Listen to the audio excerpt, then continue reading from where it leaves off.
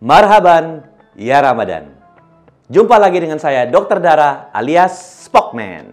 Akhirnya kita ketemu lagi di konten Bumil dan Ramadan 2022 ini. Karena ternyata masih banyak pertanyaan tentang boleh nggak sih Bumil berpuasa? Nah, tanpa banyak bas-bas, kita kulik bareng-bareng yuk.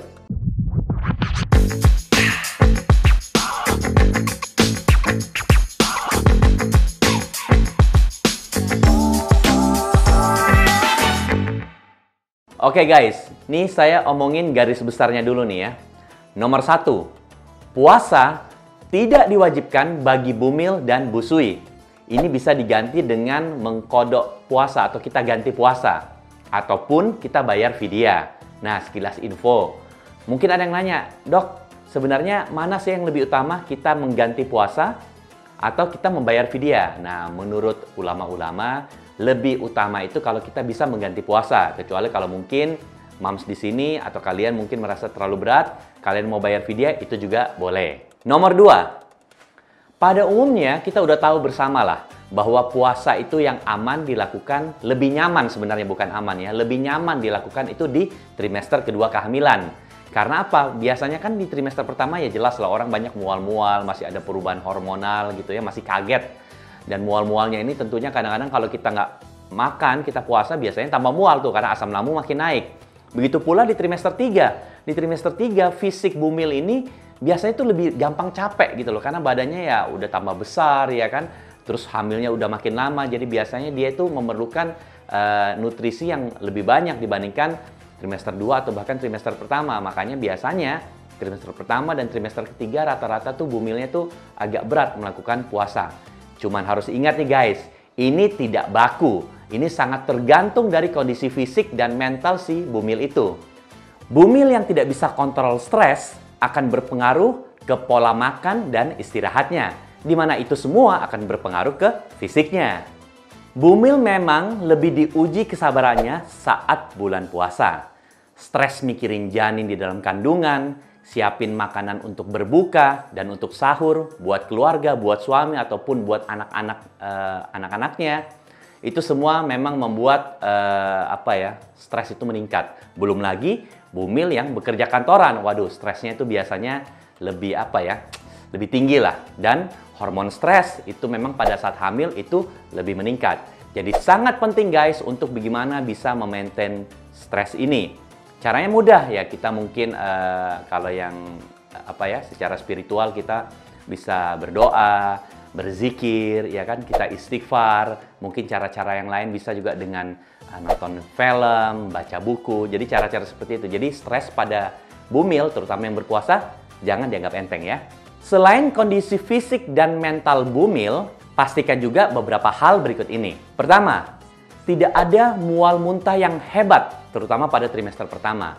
Karena gini, kadang-kadang mual muntah itu biasanya memang yang luar biasa di trimester pertama. Tapi ada juga orang di trimester kedua, bahkan trimester ketiga tuh mual. Terutama apa? Pada saat mungkin telat makan, atau pada saat janinnya nendang lambungnya, asam lambungnya naik. Kalau mual-mual kayak gitu sih aman. Yang penting mual-mualnya itu tidak hebat. Jadi muntah-muntahnya itu cuma 1 kali, masih oke lah. Tapi kalau berulang-ulang kali, hati-hati. Mungkin kondisi ini tidak pantas untuk berpuasa. Oke, berikutnya, pastikan perkembangan dan pertumbuhan janin itu normal. Jadi sesuai dengan usia kehamilan. Nah, ini biasanya dinilai dari pemeriksaan USG. Kemudian, pastikan volume air ketuban itu cukup. Jadi air ketuban tuh nggak boleh kurang tuh. Caranya gimana? Tentunya dengan rutin pemeriksaan. Dan ini kita juga bisa tahu dari pemeriksaan USG yang dilakukan oleh dokter. Dan yang terakhir, tidak ada komplikasi penyakit di dalam kehamilan tersebut. Contohnya tidak ada hiperemesis gravidarum, tidak ada preeklamsia, dan lain-lain. Walaupun diperbolehkan untuk tidak berpuasa, banyak Bumil yang ingin tetap puasa, terutama di bulan Ramadan. Kenapa sih? Ternyata memang dari banyak penelitian, puasa punya banyak sekali manfaat. Pertama, dapat merangsang daya tahan tubuh. Jadi kadang-kadang orang berpikir, aduh puasa itu jadi lemes. Salah. Justru kalau kita sering puasa, imun kita itu lama-lama meningkat. Kita menjadi lebih kuat dibandingkan orang yang nggak pernah berpuasa. Nomor 2, dapat menyehatkan saluran cerna kita. istilahnya itu detox gitu loh. Kan kalau kita makan terus, usus nggak istirahat ya. Sekali-sekali pada saat kita puasa, kita nggak makan beberapa jam, usus kita istirahat dan ini dapat menyehatkan saluran cerna atau usus itu sendiri. Yang ketiga, dapat mengontrol gula darah. Nah ini juga penting nih buat kalian yang gula darahnya tinggi atau kalian mungkin ada resiko diabetes. Mungkin dengan puasa kadang-kadang kita dapat membantu untuk mengurangi gula darah yang terlalu tinggi itu. Dan yang keempat nih yang paling penting, banyak kadang-kadang orang berpikir, apakah dengan saya berpuasa, bayi saya itu akan kecil? Apakah akan berpengaruh ke bayi saya pada saat lahir nanti? Memang betul, ada penelitian yang bilang bisa saja ibu-ibu yang berpuasa, terutama di trimester 3, biasanya bayinya pada saat lahir kecil. Tetapi itu ada ceritanya, bahwa bayi itu kecil jika ibunya ini tidak tercukupi nutrisinya selama berpuasa pada saat di trimester 3. Karena kan gini, ada orang berpuasa pada saat dia puasa itu jatuh di trimester 2. Ada di trimester 1 akhir. Ada yang pas berpuasa itu udah deket-deket mau lahiran gitu ya. Jadi udah di trimester 3. Katanya tuh kalau di trimester 3 bayinya bisa kecil. Nah jawabannya itu seperti itu. Kalau nutrisinya kurang, tentunya bisa saja bayinya kecil. Tetapi nanti kita akan bahas gimana sih nutrisi yang baik untuk ibu hamil agar berat badan bayi pada saat lahir tetap cukup dan normal. Agar lancar puasanya, berikut ini adalah tips puasa untuk bumil ala Spokman.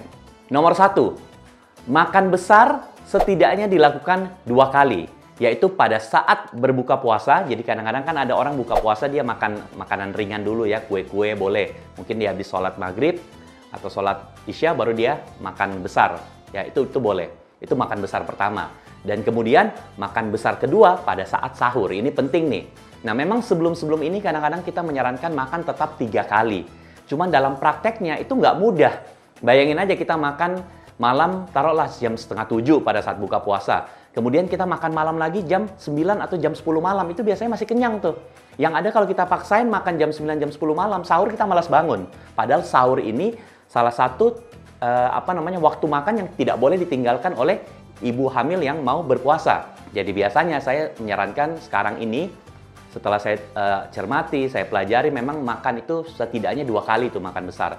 Pada saat berbuka puasa dan pada saat sahur. Nah malam-malam nih, umpamanya mau tidur sekitar jam 9, jam 10 gitu ya. Bolehlah kita makan tetapi yang ringan-ringan. Contohnya buah-buahan, makan pisang, atau makan buah-buahan lah yang Mam suka di sini. Untuk ganjel supaya nggak kelaparan. Mungkin makanan yang pas buka puasa sudah mulai agak berkurang di lambung, kita isi dengan yang makan-makan ringan. Agar apa? Agar pada saat sahur kita tuh muncul nafsu makan. Kenapa? Karena kita udah lapar. Kan kadang-kadang orang malas makan sahur tuh pertama ngantuk, kedua dia masih kenyang. Nah kalau umpamanya dia ngantuk tetapi lapar, pasti bangun tuh, pasti melek. Dan penting sahur ini nggak boleh ditinggalin. Nah sahur ini, kalau saya kasih tips juga, penting makan sahur ini jangan terlalu lama waktunya. Kalau bisa kurang lebih 1 jam atau setengah jam sebelum sholat subuh. Jadi nggak terlalu pagi-pagi banget. Kan kadang-kadang ada orang sahur jam 1, jam 2 pagi, itu kayaknya masih kejauhan gitu loh. Nanti makanan dia tuh udah terlalu cepat habis di badannya gitu loh. Jadi kalau bisa sahur ini jangan lupa dikonsumsi kurang lebih 1 jam sebelum sholat subuh. Oke, kemudian kedua, nutrisi harus lengkap. Pertama, karbohidrat, kalau bisa konsumsi karbohidrat yang kompleks. Karbo yang kompleks itu karbo yang di mulut gak rasa manis. Jadi kalau karbohidrat yang terasa manis itu yang simple. Nah kompleks itu contohnya kayak makan nasi putih, nasi merah, nasi hitam, pasta, oatmeal, roti gandum, itu bagian daripada karbohidrat yang kompleks. Kemudian karbo kompleks ini juga karena waktunya tuh lama dicerna oleh tubuh, sehingga si bumil ini menjadi kenyang juga menjadi lebih lama.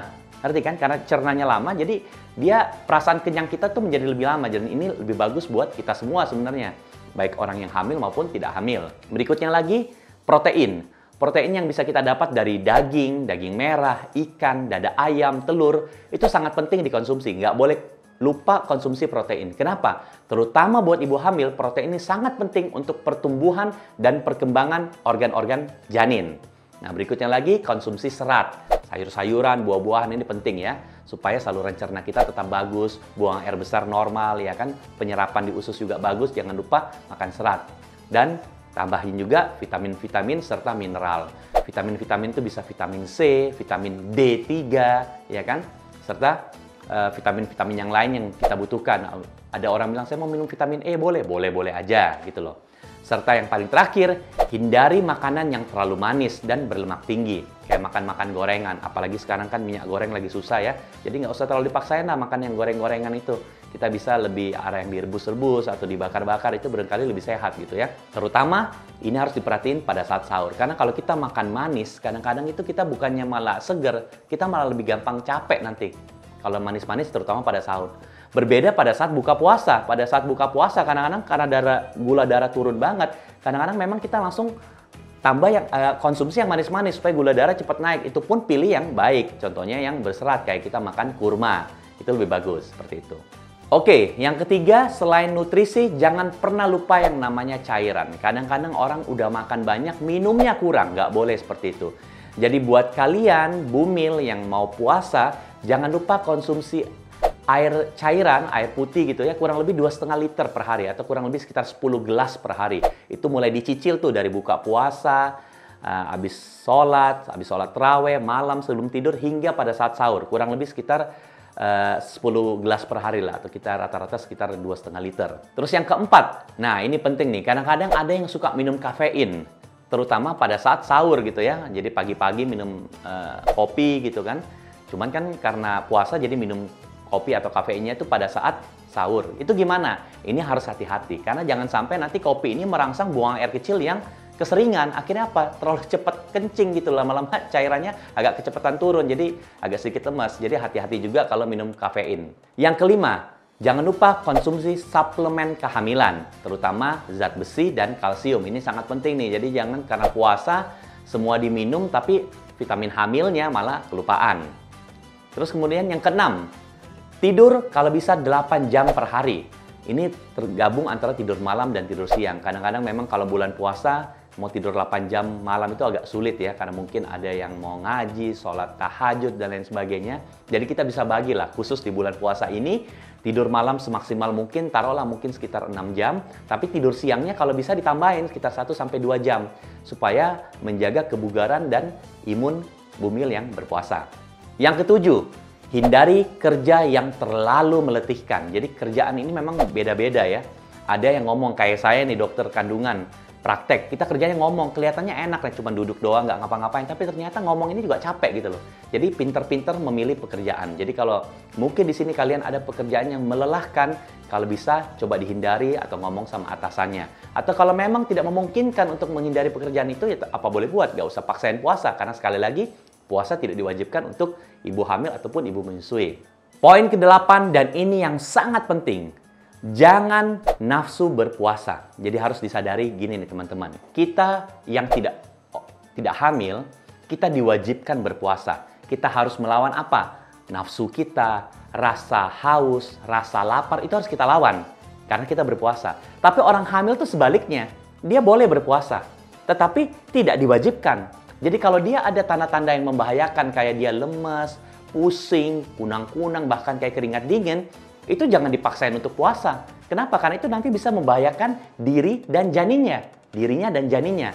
Dan bisa saja bukannya pahala yang dia dapatkan, malah bisa-bisa menjadi dosa. Karena itu tadi, membahayakan kehamilannya. Oke guys, itu tadi edukasi tentang gimana sih bumil jika ingin berpuasa. Semoga kalian suka dengan informasi ini.